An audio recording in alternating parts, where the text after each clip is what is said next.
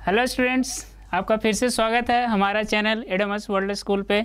इसमें आप लोगों को पता ही है, हम लोग मैथ, फिजिक्स, केमिस्ट्री, बायो का फॉर जेई और मेंस के लिए लेक्चर सीरीज स्टार्ट किए हैं, जिसमें आपका हमेशा हर एक टॉपिक पे आपका डीपली आपका जो जेई मेंस है इनका प्रिपरेशन करने के लिए हमेशा लेक्चर डाला जा रहा है। तो आई होप आप लोग इससे फ़ायदा उठाएंगे। आपको इससे यदि अच्छा लग रहा है, आपको इससे कुछ फ़ायदा हो रहा है तो आप हमारे चैनल को सब्सक्राइब कीजिए, लाइक कीजिए, कमेंट कीजिए। कुछ यदि और आपको चाहिए, किसी टॉपिक पे आपको चाहिए कि हाँ इस टॉपिक पे लेक्चर चाहिए, तो कमेंट कीजिए, हम लोग उस टॉपिक पे लेक्चर बनाने का ट्राई करेंगे। और अपने फ्रेंड्स में भी शेयर कीजिए, जिससे उनको भी फ़ायदा हो, वो भी इससे जो हमारा लेक्चर सीरीज चल रहा है उससे उनको भी फ़ायदा पहुँचे। तो ठीक है, इस पर आप लोग अच्छे से पढ़िए, मेंस का तैयारी कीजिए। आज इसी लेक्चर सीरीज़ में आज हम फिजिक्स में पढ़ेंगे स्टैटिक्स में आप लोग जानते होंगे कि काफ़ी इंपॉर्टेंट चैप्टर है, इसमें हर साल क्वेश्चंस आते ही हैं। तो इसलिए मैं इसमें बेसिक से लेके आपका एडवांस लेवल तक ले जाने का ट्राई करता हूँ इलेक्ट्रोस्टैटिक्स में, कि आपको क्या होता है, किस तरह से आते हैं क्वेश्चंस। तो आज हम चालू करते हैं इलेक्ट्रोस्टैटिक्स।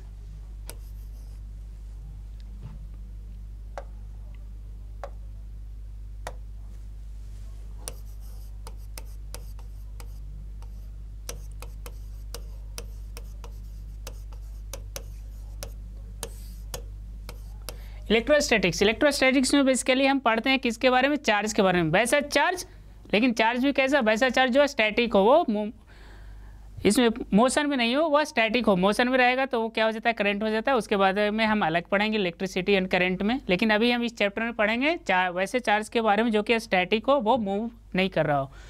तो चार्ज के इलेक्ट्रोस्टैट में हम वैसे चार्ज के बारे में पढ़ेंगे जो कि हमारा क्या हो, स्टैटिक हो, मूवमेंट नहीं हो। तो आप सबसे पहले चार्ज, तो हमारा बेसिक प्रॉपर्टीज़ क्या होता है कि चार्ज हमारा ये क्या होता है, कंजर्व होता है, कंजर्वेटिव इन नेचर होता है। ये आपका क्वांटाइज्ड होता है। कोई भी चार्ज जो होता है वो हमारा n into E, number of electrons into, हमेशा चार्ज जो होता है क्वांटाइज्ड होता है। ये कोई भी चार्ज जो होगा n इंटू ई टर्म्स में होगा। n तुम्हारा आपका कोई भी नंबर रहेगा, और ई आपका क्या है, चार्ज ऑन इलेक्ट्रॉन होता है, चार्ज ऑन सिंगल इलेक्ट्रॉन। एक इलेक्ट्रॉन पे जितना चार्ज होता है, हमेशा को चार्ज जो होता है उसका मल्टीपल होता है। तो Q equal to n e होता है। और इसी तरह से हम आगे चलते हैं। सिंपल, ये तो आपका बेसिक हो गया। हम इसमें आगे बढ़ते हैं और देखते हैं कि सबसे पहला जो हम इलेक्ट्रोस्टैटिक्स में पढ़ते हैं कुलम्ब्स लॉ। कुलम्ब्स लॉ के अनुसार जो दो चार्ज जो होते हैं उनके बीच में क्या होता है, फोर्स लगता है। और वो जो फोर्स लगता है वो कुलम्ब्स कहता है कि उनके कुलम्ब्स लॉ के अनुसार जो फोर्स होता है डायरेक्टली प्रोपोर्शनल टू होता है आपका Q1 इंटू Q2। आपका दो चार्ज है, मान लीजिए ये है आपका Q1, Q2 है, इनके बीच का डिस्टेंस यदि R है, तो कुलम्ब्स कहते हैं कि फोर्स जो होता है इन दोनों चार्ज के बीच में जो फोर्स होता है वो आपका डायरेक्टली प्रोपोर्शनल टू होता है मल्टीपल ऑफ चार्जेस, दोनों चार्जेस के मल्टीप्लिकेशन के प्रोपोर्शनल होता है। और इन्वर्सली प्रोपोर्शनल टू होता है आपका डिस्टेंस के स्क्वायर के क्या होता है, इन्वर्सली प्रोपोर्शनल होता है। तो जब उसके बाद एक्सपेरिमेंट के द्वारा जब प्रोपोर्शनलिटी कांस्टेंट हटाएगा तो K into Q1 Q2 upon R square, ये आपका कुलम्ब्स लॉ के अनुसार होता है, आपका फोर्स होता है दो चार्ज के बीच में। और उसके बाद ये जो आपका कांस्टेंट है, ये कांस्टेंट का वैल्यू K इक्वल टू होता है 1 अपॉन 4 पाई एप्सिलॉन होता है। अब हम यहाँ देखते हैं एप्सिलॉन क्या होता है। ये एप्सिलॉन होता है जिस भी मीडियम में चार्ज रखा गया है उसका परमिटिविटी होता है। जैसे अभी हम एयर में रखेंगे तो एयर के लिए हमारा हो जाता है एप्सिलॉन क्या हो जाता है, एप्सिलॉन नॉट होता है। इस तरह से लेके चलते हैं। तो एप्सिलॉन क्या होता है, परमिटिविटी ऑफ मीडियम होता है। जैसे अभी चार्ज को हम एयर में रखें, उसी चार्ज को हम वाटर में रख दिया या किसी और भी मीडियम में रख दिया, तो उस मीडियम का परमिटिविटी यहाँ पे हम यूज करते हैं। तो ये एप्सिलॉन का वैल्यू क्या होता है, एप्सिलॉन का वैल्यू होता है epsilon not into epsilon r होता है।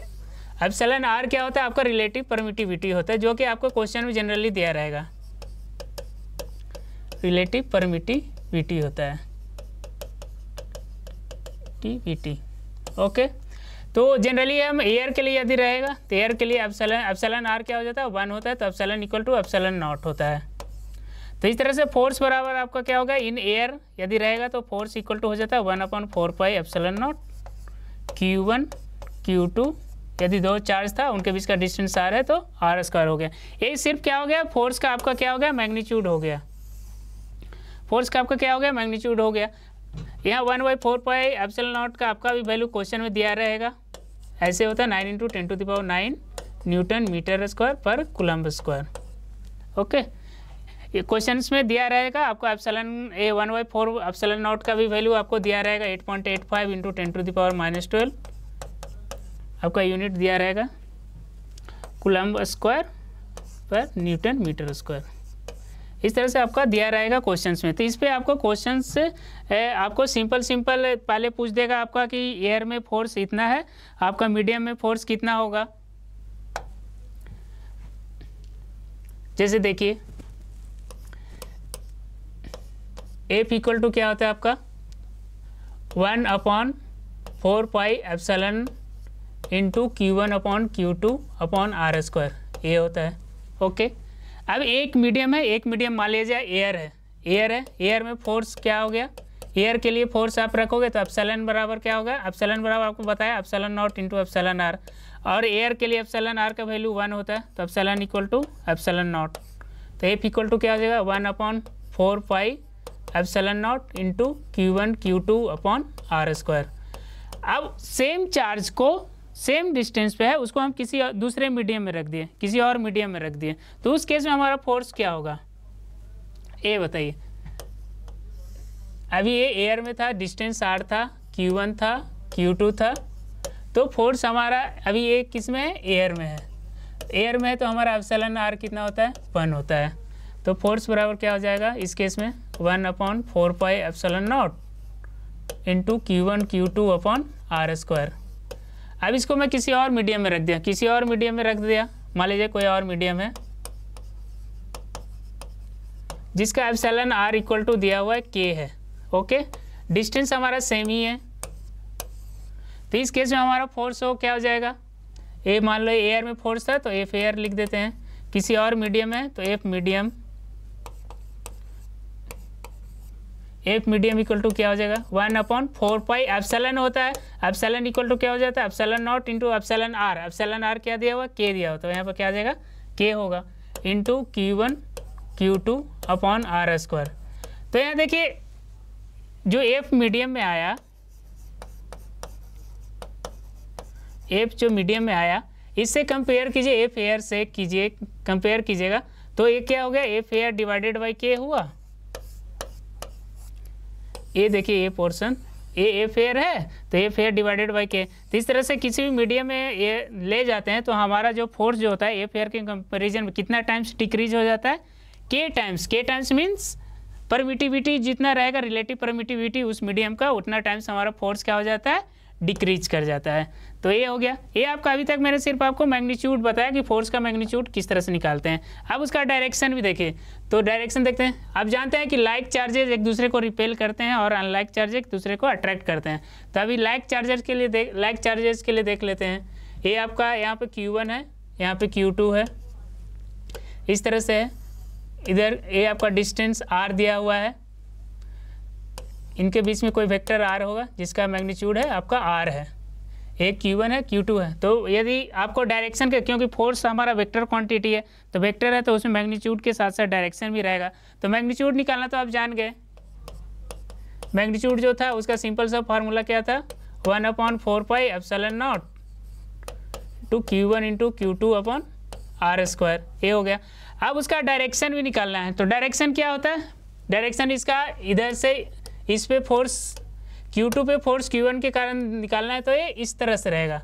आपका जो लाइन ज्वाइनिंग जो डिस्टेंस रहता है उसके क्रॉस ही आपका फोर्स रहता है, तो इसके क्रॉस यदि लिखना है तो डायरेक्शन क्या हो जाएगा इसी डायरेक्शन में रहेगा, तो इसका डायरेक्शन क्या हो जाएगा आर कैप होगा। आर कैप क्या होता है vector r upon mod of vector r equal to क्या हो जाएगा vector r divided by r।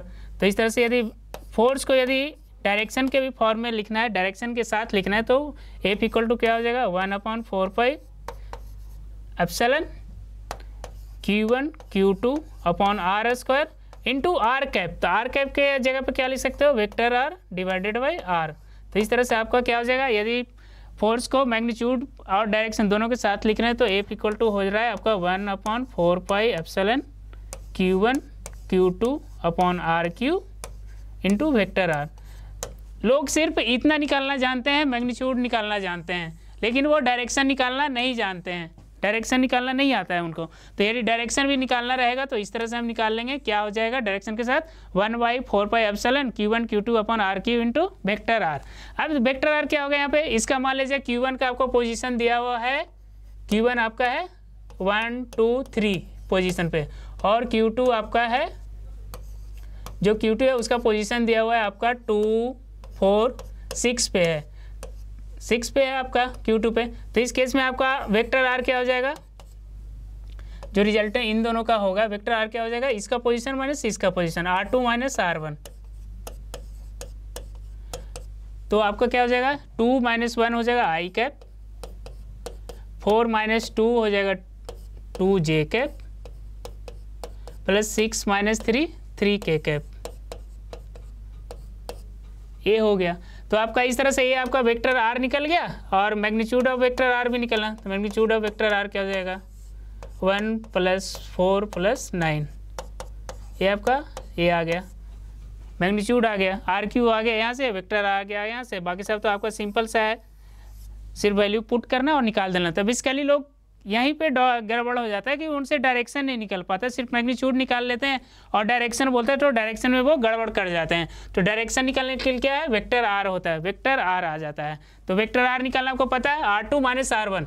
आपको Q2 पे पूछ रहा है Q1 के कारण, Q2 पे फोर्स Q1 के कारण लग रहा है तो वो इस डायरेक्शन में लगेगा। ओके, वहीं Q1 पे पूछता है Q2 के कारण, तो इस केस में आपका क्या हो जाता, फोर्स तो सेम ही रहेगा लेकिन सिर्फ क्या डायरेक्शन चेंज हो जाता है। तो इसको यदि आप F21 force on 2 due to 1, force on 2 due to 1 equal to हो जाता है फोर्स ऑन 1 ड्यू टू 2, सिर्फ उसके आगे क्या निगेटिव डायरेक्शन आ जाता, निगेटिव साइन आ जाता है। क्यों, क्योंकि सिर्फ डायरेक्शन चेंज होता है। Q2 पे Q1 फोर्स इस डायरेक्शन में लगाता है और Q2 Q1 पे फोर्स इस डायरेक्शन में लगाता है। तो देख रहे हैं मैग्नीट्यूड हमारा सेम है, सिर्फ डायरेक्शन चेंज हो रहा है। तो ये डायरेक्शन चेंज हो रहा है, इसीलिए हमारा मैग्नीट्यूड में जो फोर्स होते हैं वो इक्वल होते हैं और डायरेक्शन चेंज होते हैं, इसलिए F21 equal to minus F12। Okay, I hope आपको ये समझ में आया होगा। ये डायरेक्शन के साथ हम फोर्स का इक्वेशन किस तरह से लिखते हैं। अब हम आगे चलते हैं, इसमें एक सिंपल सा क्वेश्चन करते हैं।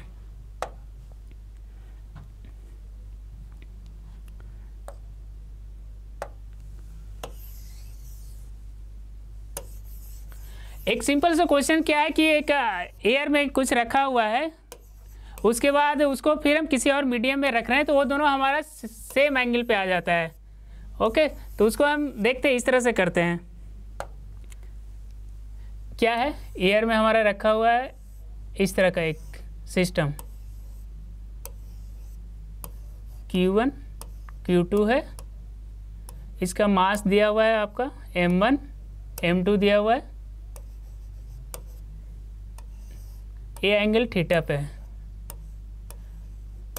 Q1 Q2 है, मास है, एंगल थीटा पे। इसको फिर हम किसी एक लिक्विड में डाल देते हैं, सेम सिस्टम को हम एक लिक्विड में डाल देते हैं। तो जब हम लिक्विड में भी डालते हैं तो क्या होता है, इसको एक लिक्विड में मैंने क्या कर दिया, सबमर्ज कर दिया। Q1 Q2 है, एक लिक्विड में इसको पूरा एकदम आ गया है। तो भी आपका ना एंगल जो रहता है वो थीटा ही है, एंगल जो है आपका थीटा ही है। तो जब एंगल हमारा थीटा है तो पूछ रहा है आपको कि क्या रिलेशन होगा आपका रिलेटिव परमिटिविटी इसका और इसका जो आपका डेंसिटी जो है उसमें क्या आपका रिलेशन आएगा, वो आपको कैलकुलेट करना है। तो उसका हम देखते हैं उसको किस तरह से कर सकते हैं।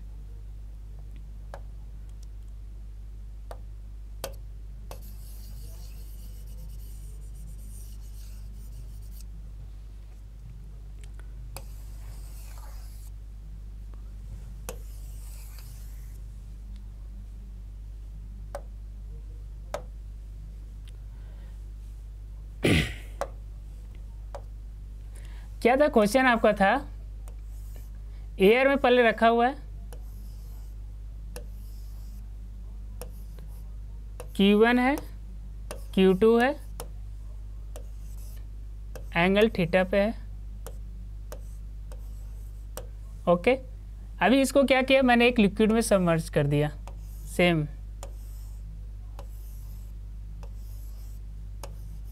Q1 Q2। तो सबमर्ज करने के बाद भी उसका लिक्विड का आपका दिया हुआ एप्सिलॉन आर दिया हुआ, रिलेटिव परमिटिविटी दिया हुआ है। उसका डेंसिटी दिया हुआ है सिग्मा, इसका डेंसिटी आपका दिया हुआ है रो है, मास इसका m दिया हुआ है, जो ऑब्जेक्ट है उसका मास m दिया हुआ है। तो आपको इसमें कैलकुलेट करने के लिए कह रहा है कि आपका क्या होगा, आपका रिलेशन निकालने के लिए कह रहा है एप्सिलॉन r और सिग्मा में। ये सारा क्वेश्चन आपसे पूछ रहा है, तो हम देखते हैं किस तरह से निकालेंगे। तो सबसे पहले इधर देखिए t का कंपोनेंट इस साइड क्या आ जाएगा, ए एंगल थीटा है, ए एंगल थीटा तो ए एंगल थीटा, तो इस साइड आपका हो जाएगा टी कॉस थीटा, इधर की ओर आपका क्या हो जाएगा टी साइन थीटा। तो देखिए इनिशियली आपका टी कॉस थीटा बराबर क्या था, एम जी था, और t sine theta equal to क्या होगा,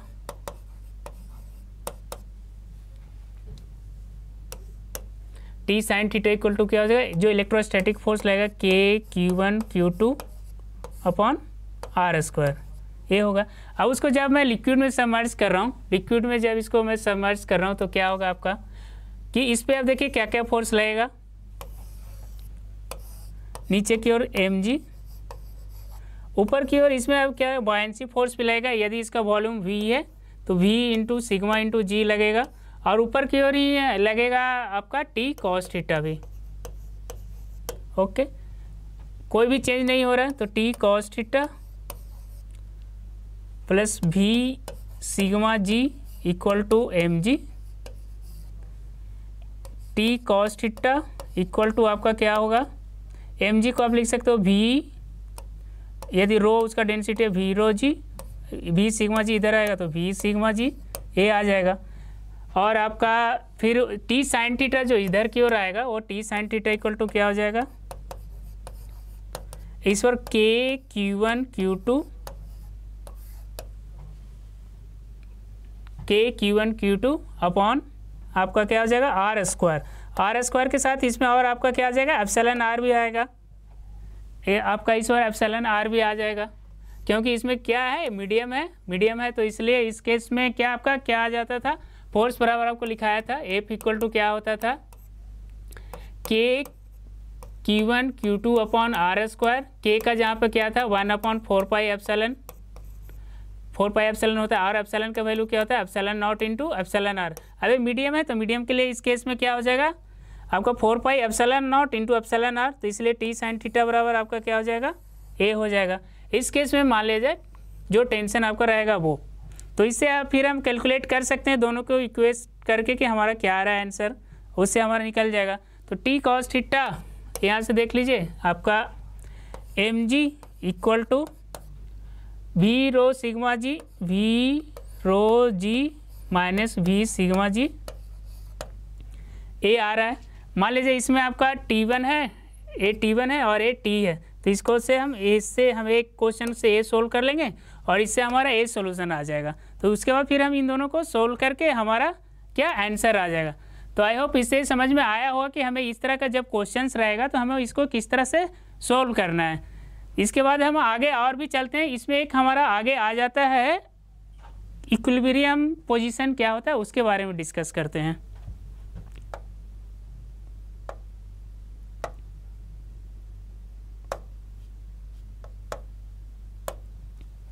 जैसे आपका कभी कभी आपको क्वेश्चंस दिया रहे, यहाँ पे आपका Q1 है, यहाँ पे आपका Q2 है, बीच में मैं कहीं पे एक चार्ज रख रहा हूँ, बीच में कहीं पे एक चार्ज रख रहा हूँ, तो इसके बाद क्या होगा कि आपका चार्ज थोड़ा सा मैं इधर की ओर मूव कर रहा हूँ, तो ये क्या हो सकता है या तो ये पूरा ही इधर चला जाए या फिर थोड़ा सा इधर करने के बाद वो फिर वापस लौट के आए। तो इसमें अभी क्या है बीच में है तो वो इक्विलिब्रियम में है, लेकिन जब उसको मैं मूवमेंट करने के बाद यदि वो फिर से वापस आ जाए तो उसको अनस्टेबल, एक को अनस्टेबल बोलते हैं और एक को स्टेबल इक्विलिब्रियम बोलते हैं। तो जब रिटर्न हो जाए अपने मीन पोजीशन की तरफ वापस तो उसको स्टेबल बोलते हैं, और जब रिटर्न नहीं हो तो उसको हम क्या बोलते हैं अनस्टेबल इक्विलिब्रियम बोलते हैं। तो ये देखते हैं कि स्टेबल और अनस्टेबल किस किस केस में होगा, हम उसके लिए देखते हैं।